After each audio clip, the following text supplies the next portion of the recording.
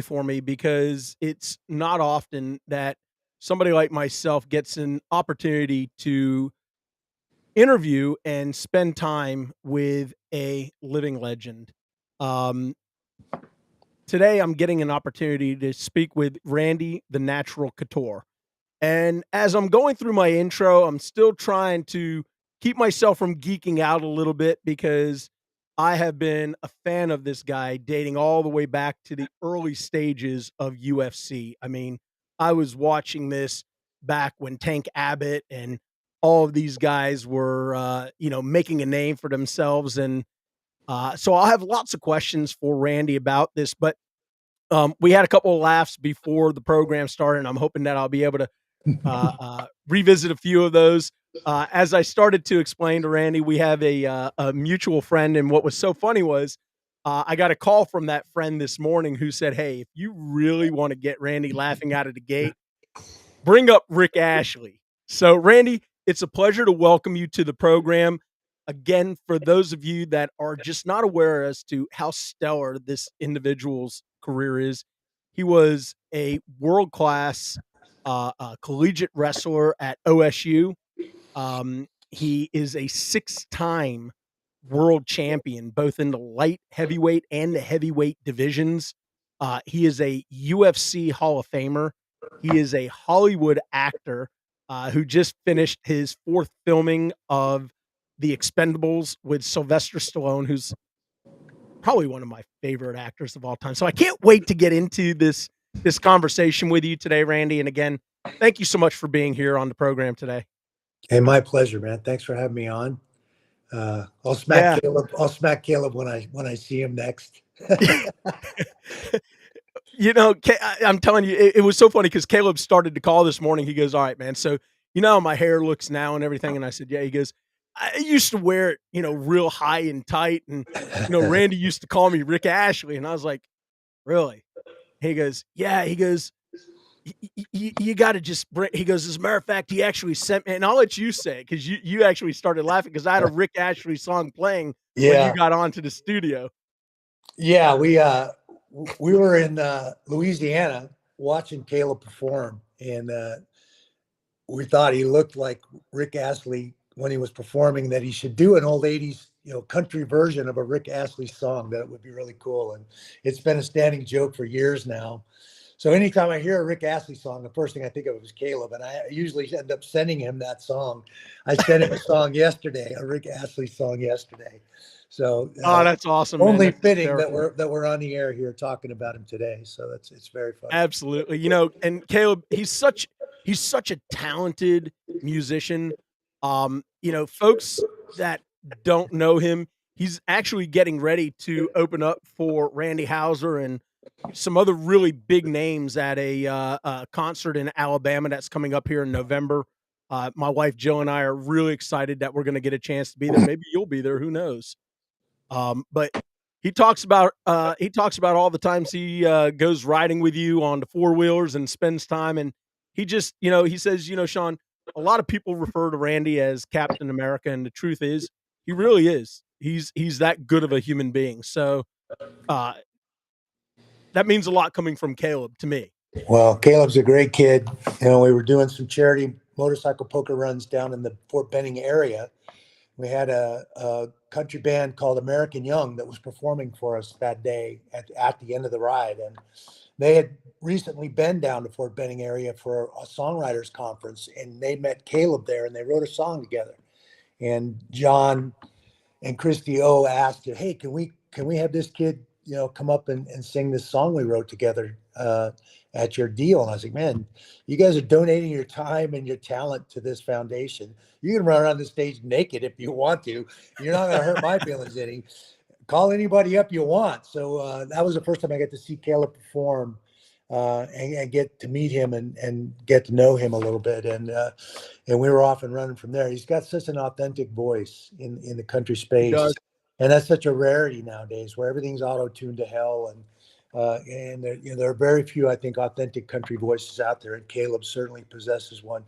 And it's such a tough industry. what is it going to take to get, to get this kid noticed, to get him over the hump? Because he's got the work ethic. He's writing a bunch of his own music. He's performing every chance he gets, still holding down the day job and supporting the family. So it's one of those classic stories. And he's just one of those kids you want to root for because he's that talented and just such a good guy and doing all the right things. So certainly Yeah, hoping. he was out at the he was out at the winery this weekend, and he actually said, "Hey, Sean, what song do you want to hear?" And I said, I'm a huge Travis Tritt fan. He's a Georgia boy like me, uh and so he started playing a Travis Tritt song anymore, and he starts incorporating my name. Sean, I don't love you anymore.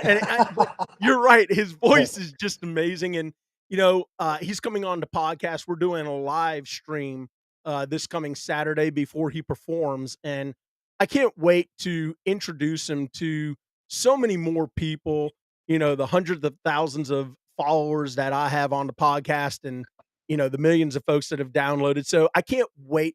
Hopefully somebody's going to recognize how talented he is and give him that shot that he deserves. Yeah, I agree with that 100%. Yeah. So, you started talking about charity and with all the incredible things that you have accomplished over your career, both from a collegiate standpoint, from a professional standpoint. I think the area that really touched me the most and why I was so much wanting to talk to you was the philanthropic work that you're doing. And you have created a charity, which is Extreme Couture GI Foundation. And that's really the first place that I want to start. So if you can talk a little bit about the foundation and how that came about and why it was so important for you to get involved with the men and women of uniform. Well, I wore that uniform. I took that oath at 19 years old. A lot of people don't realize that I served in the United States Army for 6 years, from 1982 to 1988. It was the peak of the Cold War. I'm a Cold War veteran. There wasn't much Yes, going sir. on, frankly, back then. And uh, I think that time after taking that oath and those 6 years that I spent were a very formative time for me and an important time in my life, and in many ways got me on track and set me up for the success that I would later find through the sport of wrestling and fighting. So um, fortunate that the Army was able to help me the way they did, and still some of my best friends to this day are guys that I met during that time of my life. And now, at this stage of my life, I get a chance to give back to many of those men and women that took that same oath I took. And since 9/11, have had to put their butts on the line, actually go into the theater of combat, do a lot of the things that I trained to do and never had to do. And many of them come back messed up, both internally and externally. And in '06, I got to go to Iraq. I spent 12 days on the ground in the battlefield, meeting a bunch of those soldiers. Pretty stark for me as someone who took that oath to see men and women doing the things I trained to do and never had to do. In '07, I got to go to Walter Reed in Bethesda in Washington, D.C. We did a barbecue for the Fisher House. That's where I met a bunch of caregivers. That's a mom, a dad, a wife that's been living there in the Fisher House while their loved one is going through surgeries in that hospital, learning to walk again, getting fitted for prosthetics, and getting squared away. Um, it was there walking the wards that I met a lot of guys and gals fresh off the battlefield, going through that process, and heard the horror stories, the financial woes. Oh, my mom's car's been in the parking garage for the last 3 months. It's got a boot on it. We can't afford to pay the $1,500 in tickets to get the boot back so she can drive her car back home and keep her job. I mean, it was literally that ridiculous. And so that was the impetus for me to go out and file for 501c3 status and create the Extreme Couture GI Foundation to try and Yeah. raise awareness and put some funds into the hands of some of these men and women that are making that transition, that have been wounded in combat. It was disgusting, honestly, to me to hear those stories and to see how many of them are falling through the cracks. We already know the suicide statistics and all the other stuff that's going on with the VA. It's a travesty, honestly. There's 55,000 homeless veterans on the streets in this country, and they're pouring across the southern border like it's not like there's no tomorrow. It's ridiculous to me. So we're just trying to do our part. We're a small foundation. It's my gym staff, friends, like Caleb, who step up and Yep. donate their time. Um, you know, Mark Pastelnik up in Quad Cities, David Mancuso down in Florida, Patrick Crosby up in the Pacific Northwest. These guys stepped up and for no cost, literally volunteer their time and energy to help me put together a bunch of these events. My gym staff already works for me in Vegas. That's where we started. So we're a 100% give back organization. We don't have any overhead. Whatever our events cost us is our only expense. Nobody gets paid out of this foundation, and every dime we raise goes into the hands of a soldier and his family. That's awesome. Like you, I was over in Germany as well for a period of time. I was at the Landstuhl Regional Medical Center, Okay. and I can speak from experience of seeing the C-130s coming in, the choppers that were coming in, bringing in these young men and women that were over in the theater who were unfortunate victims of an IED. Now with traumatic brain injuries, with physical injuries, but to the point that you said, which is so profound, so many of these men and women have the non-visible scars. They carry the scars of war. They carry the scars of the mental affliction of being in the theater, of being in a bombing situation, or falling under attack. My son-in-law just came out of the army after being with the Night Stalkers. He was in the 160th Yeah, out of task force. Yeah, out of Fort Campbell. yeah. Yep. Well, he was in Savannah, and but he was at Fort Campbell as well, and we're just outside of Fort Moore, where I am. So Mhm. one of the things that I'm extremely excited about and very proud of is that um, our companies are partnering now, and we've been working with Val, who's fantastic, from your team, to become part of your foundation. And I know Caleb and myself and a few other country artists are working on something for the spring that we're going to donate all of the proceeds from the gate directly to the Extreme Couture GI Foundation. So we're really excited about that and looking forward to being a partner with you guys going forward. Oh man, that's really cool. That's news to me. I knew Caleb was brewing something, and that's part and parcel how we got connected, Sean, to be on this podcast. But he hasn't really told me exactly what he's got planned. I'm excited.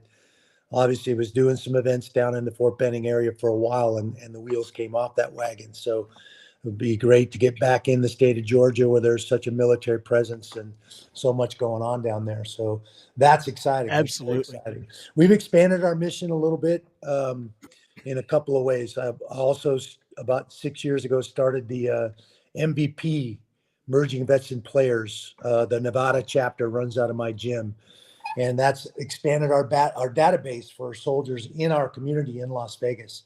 And so we created a portal on our website, the Extreme Couture GI Foundation, xcgif.org, for any soldier out there that's struggling with their bills and needs to get some of those off your back. You show me those bills, fill out the paperwork in the portal, provide me those bills. We'll pay those bills off and get those bills off your back.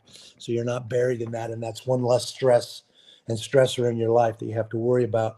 The other thing that we're doing is, like you said, we recognize that some of our soldiers, the outside external wounds are easy to see. Some of the internal wounds are not so easy to deal with. And we already all know the stats, 22 a day, which I That's think right. is probably a light number.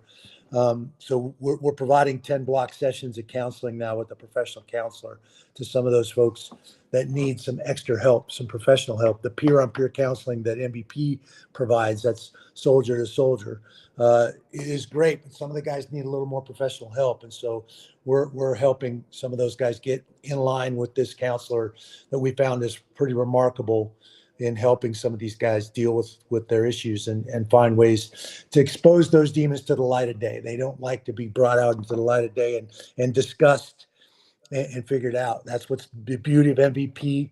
As much as those guys getting on the mat and sweating together is important, sitting on that mat after those workouts and letting those demons out, talking about everything they're struggling with and everything that's going good in their lives. It's a very powerful place. And so we're excited to be involved in both of those. I think we're in 8 cities now across the country and continuing to grow the MVP mission on a national basis as well. So again, the more of us that link arms from these small foundations and help each other out, get the word out there, the less and fewer of our men and women fall through the cracks.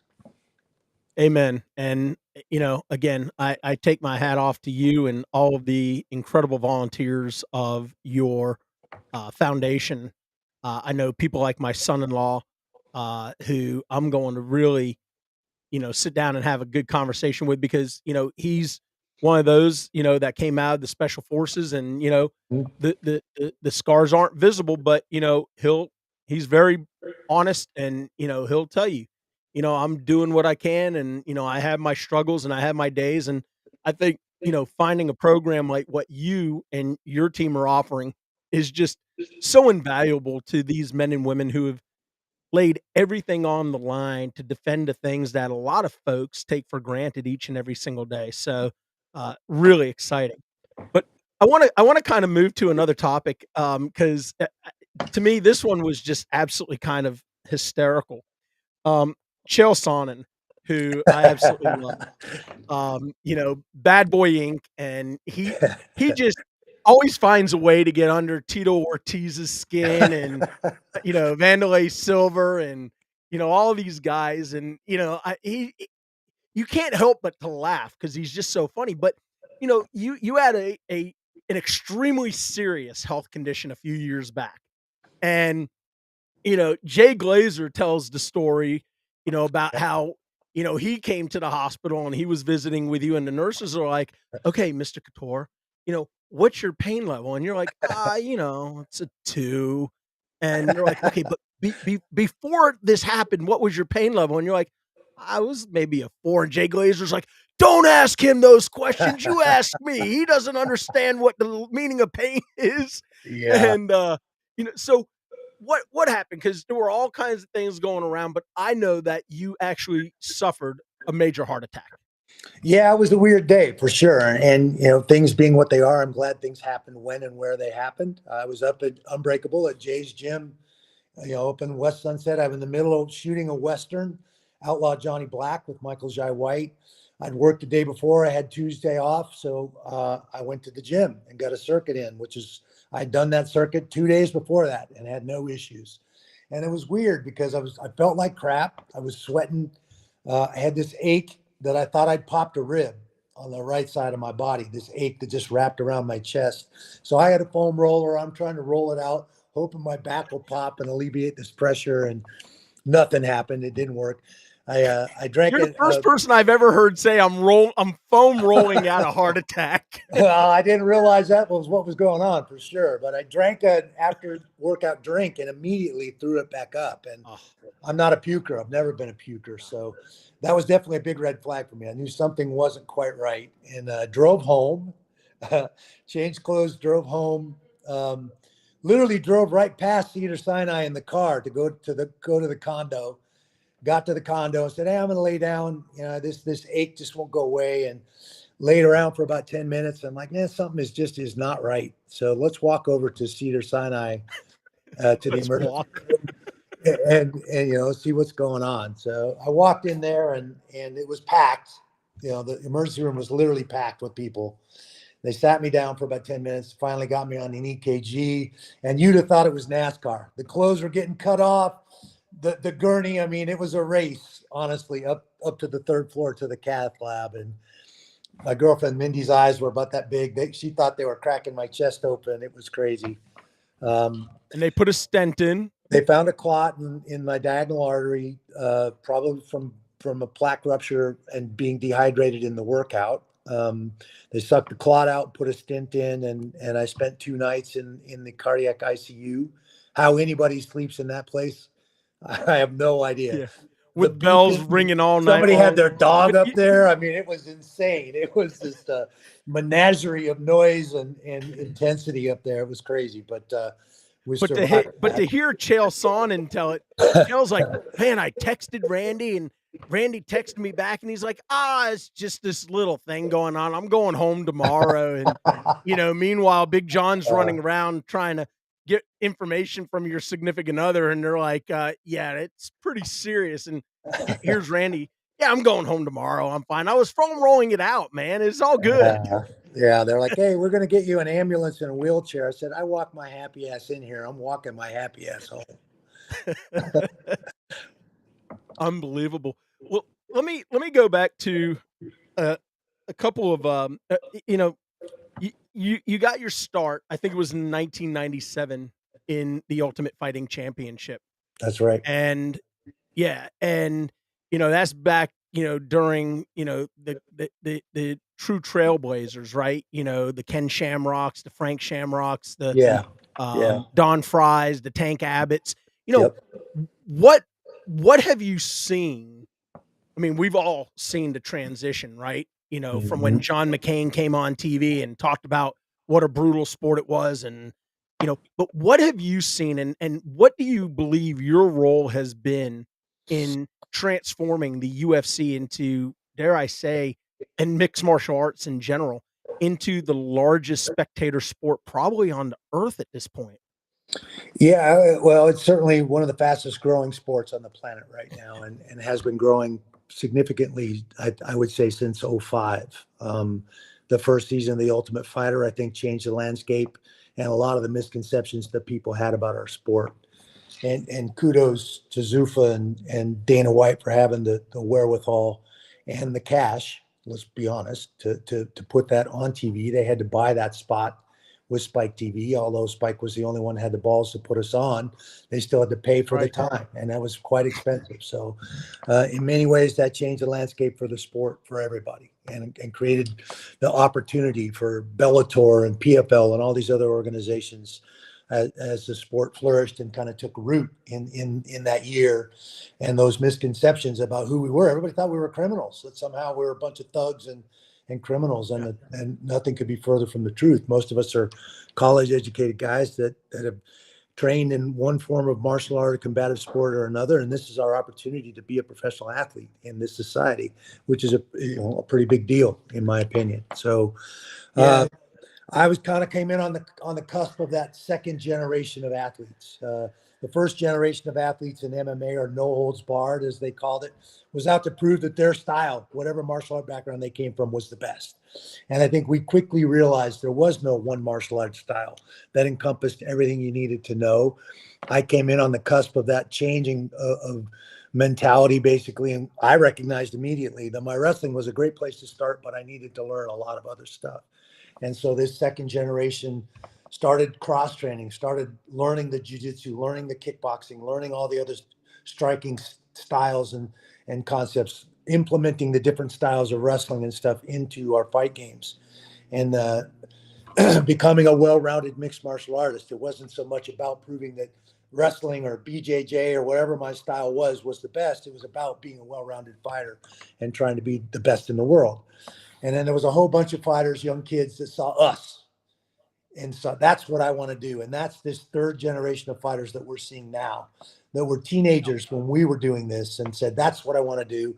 They don't care about a belt. They don't care about any of those other specific backgrounds other than being a mixed martial artist. So we're enjoying the fruits of that. And there's a lot of Yep. amazing fighters, a lot of amazing promotions. And this sport has taken root as the combative sport for this generation, for sure. Where I think it used to be boxing. I think a lot of people are disenchanted with boxing, with the disparaging decisions and the Absolutely. kind of the pity patting around. And if you look at the golden era of boxing, which was that Ali era, Duran, Hagler, Hearns. I mean, those guys went out there to try and rip each Leonard. other's heads off. Exactly. There was no Yep. pity patting around trying to win rounds. They were trying to kill each other, and I Yeah. think that's Those were the why it greatest was so fights, right? exciting. Exactly. And it's become Yeah. all about keeping that O and not losing a fight instead of going out there and laying it on the line. And I think people recognize that. And what do they see in MMA? Every fight from the undercard all the way through the main event is a scrap, and they're out there to show what they're all about and put it all on the line. So I think we have, aside from the growing pains we're exposing with guys like Jake Paul and others poking Dana about fighter pay and all of that. I think that's the area where we need to grow the most. Uh, is taking care of our fighters, making sure these fighters are getting their fair share of the revenue that comes in from these events. And I think that's a huge issue in our sport right now, but we'll get there. I think we'll get there. And you've been very vocal about this, right? Because I mean, almost to the point of talking about unionizing to a degree to ensure Yeah. that there's proper health care for these guys and Yeah. ladies. to make sure that, after their careers are over, that they're not just tossed to the wayside and that they have some levels of protection. And then again, the fair compensation. I've heard Dana White's position on these things. Take a look at what some of these guys are being made, right? Like the Conor McGregors, but not everybody's a Conor McGregor. Not everybody's a Randy Couture. Not everybody's a Brock Lesnar. And I Yeah. think especially now with the merger between the WWF and and Zuffa, the UFC, I mean, it's going to be some interesting conversations. And I know you've been very vocal about that. Well, I stood up for myself when they bought the company back in 2001. They were asking me to sign a 17-page piece of crap contract that would give away all my ancillary rights in just about every category. And I fought for those. And I got crickets from all the other fighters. Nobody got behind me in that movement to point out and shine a light on these ridiculous contracts and the disparaging nature of them, the exclusive nature of them. Now, obviously, with Jake Paul and these these crossover boxing matches where you got Ben Askren, Tyron Woodley, Anderson Silva, and some of these other guys, Nate Diaz now, making more money from that one boxing match than they've ever made in mixed martial arts, which is a travesty. Show me another sport in our society where the professional athletes that fight or compete in those events make 13 to 15% of the money that comes in from those events. That's ridiculous. That's what's going to the fighters on any one of these given cards. Now, I will say I'm involved with the Professional Fighters League as a commentator, and they're doing a better job. They're paying these fighters well along the way, and at the end of the rainbow, if they win that title, they're doing a better job of treating the fighters better, giving them a voice in the regulation, a lot of things that aren't happening in the sport in other places. So I'm excited to be part of that organization, to see them continue to grow and take care of the fighters and do a better job and set the bar in many ways, I think, in how the fighters are paid and how they're treated. I think the other promotions need to pay attention, because I think that there's a lot going on there, and that's the area where we as athletes and fighters in this sport need to come together. We're the commodity. Without the fighters, there is no fight. So if we unify Great and point. hold these promoters' feet to the fire for minimum standards for 401k and health insurance and things that a lot of other professional athletes in our society enjoy, we'll be doing a lot better off, and we'll get our fair share of the slice of that pie from the revenue that comes in from each and every one of those events. The Mixed Martial Arts Fighters Association is something I've been involved with. That's what took me to Congress and speaking at Congress about the issues in our sport. Unfortunately, Dana White has a strong relationship with President Trump. There was no way we were going to get that through Congress and the Senate. Politics are politics. They're everywhere, unfortunately. That's the truth of the matter. And even now with the current administration, it's going to be very, very difficult.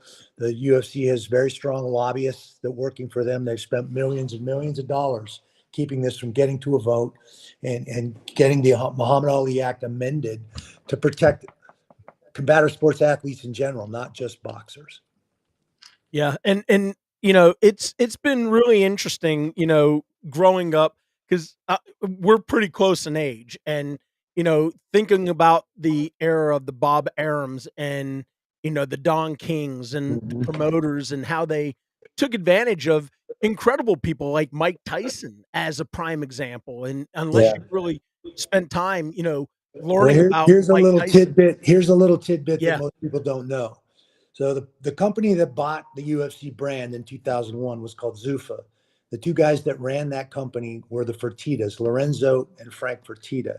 Dana White was their cardio kickboxing instructor. They were friends from high school. Now, those guys had the money. Dana was the one who was representing Chuck and Tito in those early days. He had to hand them off to a lawyer because it was a conflict of interest when they bought the company and made Dana the president. Now, the Muhammad Ali Act was passed in 1996 to protect boxers from promoters like Don King and Bob Arum, like you mentioned. Who was the athletic director for the Nevada State Athletic Commission when that act was passed in 1996? You have any idea? Lorenzo Fertitta. Fertitta. He was running the athletic commission when the Muhammad Ali Act was passed. So when he was looking at the sport of mixed martial arts, he knew exactly what he was looking at and how he could exploit those athletes that he had under in his stable of fighters, and they have over 600 fighters signed to contracts with the UFC. He knew exactly what he was doing and exactly what he was, and their goal was to keep fighter pay under 20%, which they've done very, very well. In fact, Yeah. it stays right around 13 to 15% from any given fight or show that the fighters fight on. Well, So hopefully, as more and more, fighters start to listen to the OGs like yourself, who back in the early days, dating back to what, 2005, when you were smart enough to hold on to your ancillary rights, to be able to control your own destiny, to be able to control your brand. Hopefully more and more of these third generation fighters are going to pay attention to what you're doing. You brought up the Professional Fighters League, and I know they have a big card coming up in November, mhm. if I'm not mistaken. It's really interesting to see how Jake Paul has really come along, and he's sort of a juggernaut, right? He's Yeah, really created a lot of chaos and a lot of noise in the world of not only boxing but mixed martial arts. And with Francis Ngannou, stepping away from the UFC, yeah. over contract disputes, it's opening the door for some of these superstars to really seek out these other leagues like the PFL, where you're a commentator, as you said. What do you think do you think an organization like the PFL will rise to the level of a USC to be able to, give them that challenge? Or do you think that the UFC will look to try to diminish those and maybe acquire them? I mean, what do you see as the future? Well, I definitely think we're on the UFC's radar now. I don't. I think for the first few years, and this is our sixth year as an organization. We were originally the World Series of Fighting. We were bought out. Don Davis and Pete Murray bought out that brand and spent a year rebranding it to become the Professional Fighters League. Um, Jake Paul considers himself a disruptor in boxing. Obviously, he's an influencer. He's got a lot of followers on social media platforms, and he's using that to make himself a lot of money. And he's backing it up so far in boxing. He's been backing it up. He's been very selective in the guys that he's picked to fight, Yes. but he's backed it up. And now he wants to move into MMA and try and be a disruptor in MMA. I'm not much for the rhetoric, frankly. It was never my style. But if it takes a guy like Jake Paul to shine a light and poke Dana White in the chest about the fighter pay and the disparaging difference between boxing and MMA, then I'll get behind a guy like Jake Paul all day, every day. Um, Yeah. Now, as he forays and tries to be a disruptor in MMA, and he's trying to do that with the PFL, it will be interesting because he's going to have to step up and walk out into that cage and fight whoever they want him to fight. He's not going to be able to select grapplers and wrestlers to box against. He's going to have to pick real opponents. Not that those guys weren't real opponents, but let's be honest, they weren't strikers. They weren't pure Well, boxers. that's right.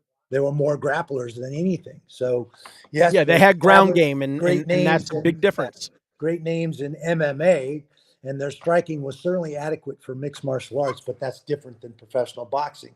It's apples and oranges in many, many ways. So, uh, as long as Jake Paul steps up in that cage and backs it up against whoever they want to throw him in there, I'll continue to support him. But preferential treatment and thinking you're going to get an easy ride, that's not going to happen in mixed martial arts. So Well, it's going to that's be just how I interesting. see it. I think it's going to be interesting too. And I think, I would love to see him fight Nate Diaz in mixed martial arts. And I think if Nate works on his transition skills, his takedown abilities, and can find a way to use that wrestling and put Jake Paul on his back, Jake Paul's probably going to have a big, big problem. And if Jake Paul shines and sharpens the other side of that coin, which is his sprawl and his ability to scramble and stays off of his back and off of the ground, now we're looking at a boxing rematch with Nate Diaz with small gloves. That favors him in that situation. So I think that would be an interesting matchup. I mean, give Tyron Woodley a crack in MMA to get one back against Jake. I Yeah. think those are great matchups. I would pay and hopefully be sitting ringside to watch those fights, and that will be I interesting to see listen, how they I would unfold. love to see a Diaz Paul fight.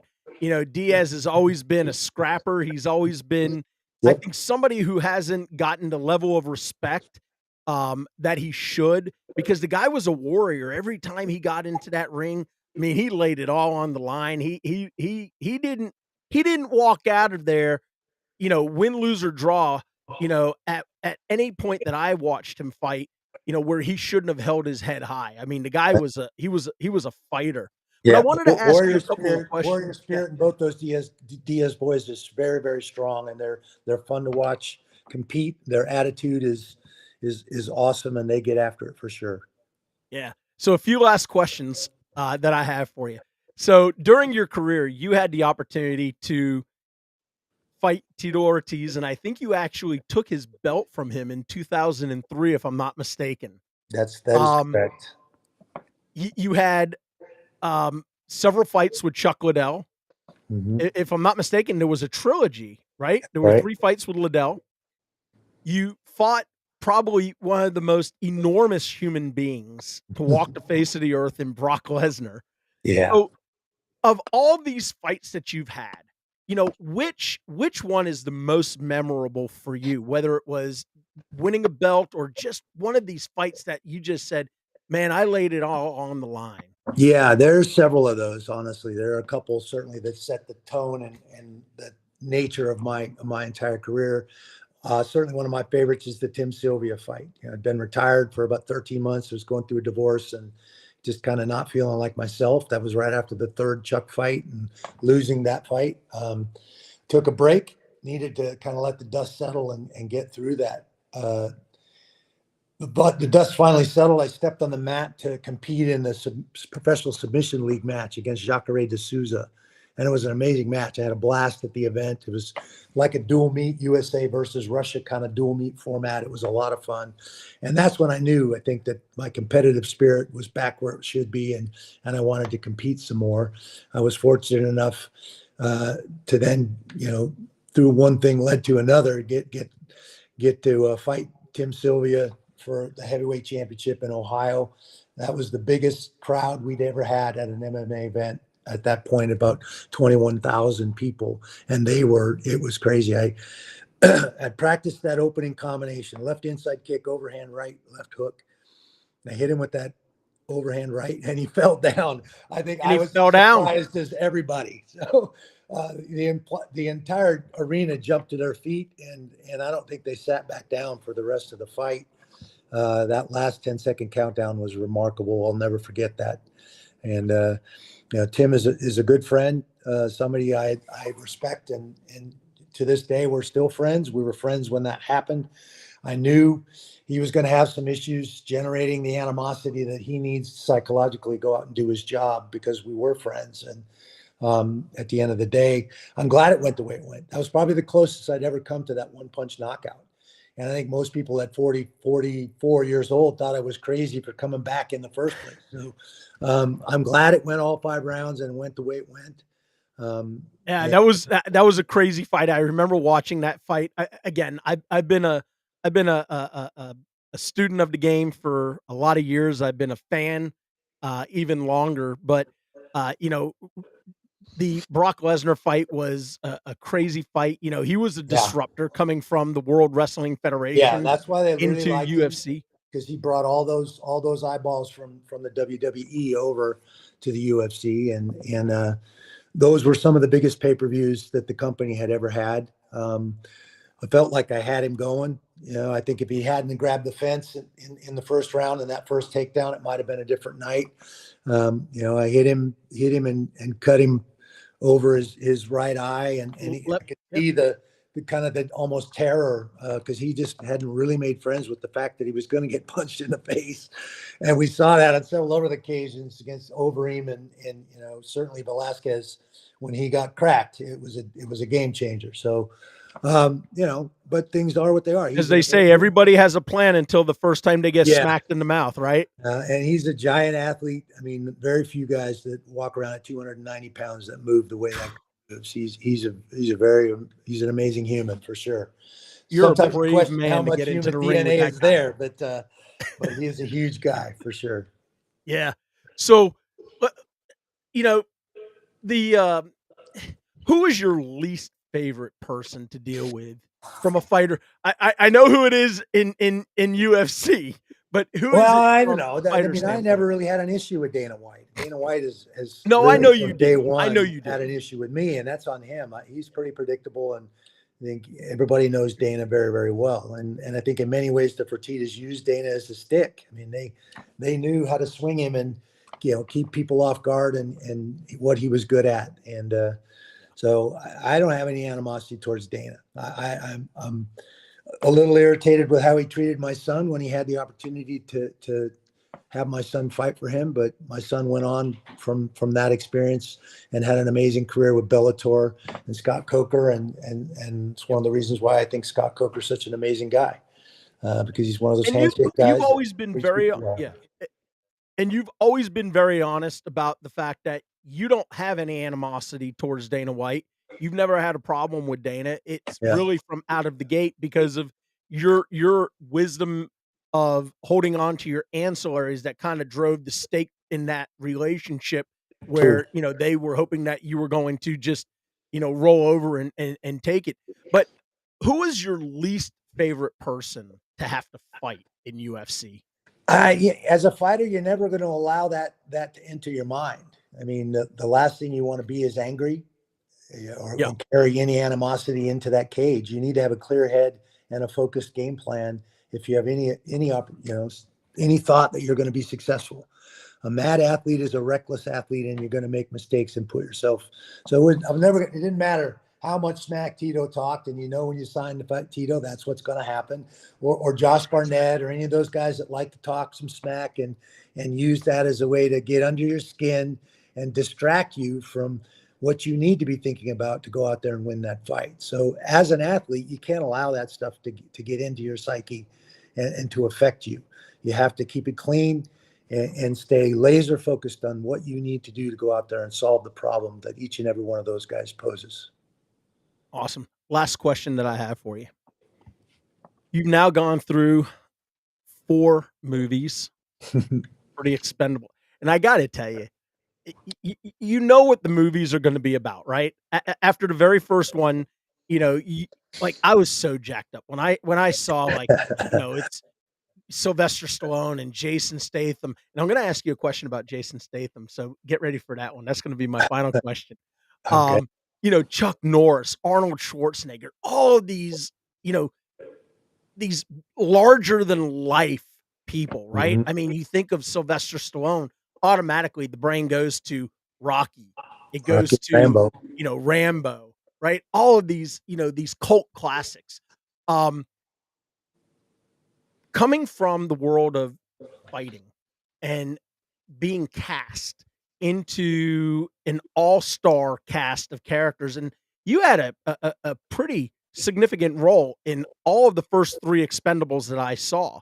What Mm-hmm. was that like for you getting an opportunity to work with people like Sylvester Stallone, and who, by the way, is probably one of my favorite human beings walking on the face of the earth, and I hope one day I get a chance to meet him. But what was it like for you being cast amongst those giants of the Well, big it was a huge honor. It's definitely a pinch me moment, I think, for all of us. I remember in Expendables 1, we shot the first part of that movie down in Rio de Janeiro in Brazil for a couple of weeks. And we're standing around this well outside of this palace that we're going to infiltrate. And we're all synchronizing our watches in the scene. And I think all of us actors and all of the cast were buzzing with this whole ensemble cast of people coming together like that. I think it was just remarkable. It was definitely one of those moments I was like, am I really here? Is this really happening? But a great group of It's kinda guys. like my moment with you today, man. And the cast just keeps changing and morphing and expanding and contracting in some ways, but it's been an amazing thing to be a part of. And as an aspiring actor, what better people to be hanging around and watching and studying and seeing how they've made a profession out of this for over 30 years. And there's a disparaging difference there. If you look at guys like Mickey Rourke and Van Damme, who were in the first 2 films, versus Bruce Willis, Schwarzenegger, Stallone, Statham, certainly those first 3 names who have been staples in the action genre films for over 30 years with very little wavering up and downs, where Van Damme and Mickey have had these huge up and downs in their career. And what's the difference? Well, watch the way those guys treat this and how professional they are and what they do and how they act on set and all of that. And it becomes very, very apparent why they've been so steady for so long. So not, I couldn't be in a better place to learn this industry. Sit in Video Village, watch how Sylvester Stallone operates, both as a director, a writer, and an actor, and he's been in all three of those. Wore all three of those hats in this property. So it's been really, really fun, entertaining, and enlightening. I've learned a lot being around these guys and watching them operate. Yeah, people just don't realize how incredibly talented and smart Sylvester Stallone is, from the writing of all of the Rocky movies, the Rambo movies, to Expendables the one. Expend Th that's right. That's right. So, my He's an final amazing question writer. for He you. really is. He's a He is, fantastic he's writer. brilliant. And Obviously, the watching Tulsa him in The King has King been of out. Tulsa. Yeah, the Tulsa King has been out, and a lot of people saying it's his best work as an actor. I think he was involved in writing that as well, and it's brilliant. Just the dichotomy of this gangster that's been in prison for over 25 years now, coming out into this world right now. I That's mean, right. it's classic stuff. It doesn't get any better than that. N You're right, and it is hands down his most brilliant role. There's no doubt about it. You just see a side of Stallone in this that you don't get a chance to see in the other movies, and I think that's in in part due to Taylor Sheridan and what he's able to bring out of people, and how talented a writer and storyteller he is in his own way. He just brought out the best from a collaborative standpoint with Sylvester Stallone. So my final question for you, and I told you it was going to be a Jason Statham question. If the two of you were to step into the ring, who's getting their hand raised? Well, I think Jason will be the first one to tell you that he's not a fighter. We're certainly nowhere near the same weight class, but Jason's an amazing guy. Obviously, he was a world class diver, Commonwealth Games champion in high diving. An Olympic caliber athlete in diving. And I think he's rallied that athletic ability into what he's become as one of the hottest action stars in the industry, and has been for quite some time. But he's a great guy. He's a fun guy to hang out with. And be on set with. He's gregarious. He's outgoing. He tells great stories and great jokes. He's just a super nice guy. And I found the entire cast with regard to Expendables that way. And I was kind of hoping in 4 we'd get Wesley Snipes back, or we'd get Antonio Banderas back, because they were both so much fun to work with in 3. And I thought they were great additions to the cast. And then obviously they went in a different direction with 4. Added some new cast members. There's only 4 originals left in 4. It just hit the theaters about a week and a half ago, and is doing very, very well. But Statham, Stallone, Lundgren, and myself are the only 4 original Expendables left in that one. Obviously, we added And that 50 says a Cent. lot about you.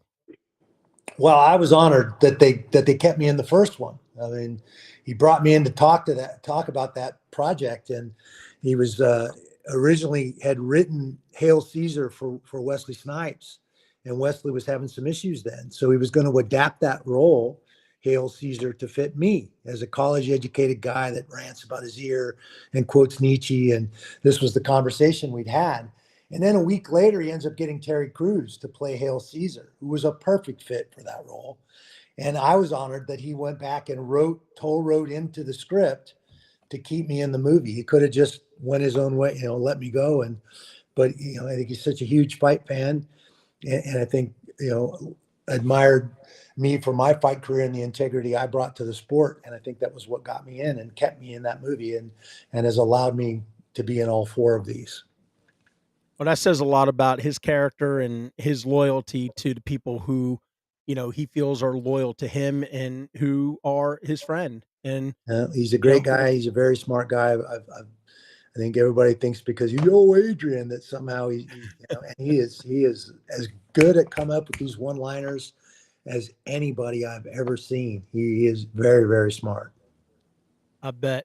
Well, Randy, I know you're traveling. I want to be mindful of your time. I'm going to be out in Vegas in October, the 19th and 20th. I hope I get a chance to swing by your gym and at least get a chance to check it out. I don't know where you're going to be in the world, but if you're there, I'd love a chance to say hello and uh, see how things go. But it's been such an honor to have you on the program today and for being so gracious with your time. Well, thanks, Sean. I appreciate you having me on. I look forward to seeing you in October. Think we should be around that time frame. We'll be getting ready to go to Riyadh, Saudi Arabia, to watch Tyson Fury and Francis Ngannou hook it up in a boxing match. So that's That's going to going be to a be fun trip. insane. Yeah. That's going to be insane. All right, everybody. I want to say thank you all so much for hanging out with myself and my extremely special guest, Randy the Natural Couture, as we got an opportunity to explore a whole bunch of different areas that I've had questions for so long, that Randy was so generous and willing to engage in this dialogue. So, again, thanks to Randy Couture. Thanks to each and every single one of you who tunes in, logs on, and hangs out with me. We'll be back again next week with another fantastic interview. I can't wait. Until then, be good to yourself, but more importantly, y'all be good to each other. Take care.